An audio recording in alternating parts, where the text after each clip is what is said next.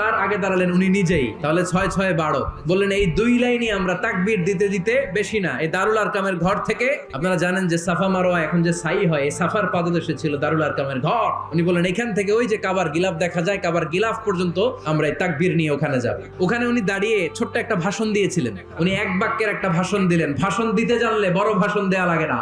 কে আছো এই মক্কায়? কে আছো মায়ের বুক খালি করতে চাও? কে আছো বাচ্চাগুলারে, নিজের সন্তানগুলোরে এতিম বানাতে চাও?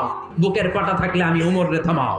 এই বলে উনি আল্লাহু আকবার, আল্লাহু আকবার, আল্লাহু আকবার বলে স্লোগান শুরু করে দিলেন। এক এক স্লোগানে মক্কার মরুজমিন থারথার করে কাঁপতে আরম্ভ করলো। এই মিছিল মক্কার কেউ দেয় না। মিছিলের আওয়াজ শুনে আবু জাহেল বাইরিস, উতবা বাইরিস, শাইবা, ওয়ালিদ ইবনে মুগিরা সব বের হয়েছে। কিরে, আমার এলাকায় এত বড় স্লোগান, কার এত সাহস? বের হয়ে দেখে মিছিলের সামনে ওমর রে দেখে দিছে এক দৌড়। কারণ ওমরে ফারুককে থামানোর মতো বাপের বেটা মক্কায় দ্বিতীয়টা কেউ ছিল না। আওয়াজ করে বলেন ঠিক কিনা?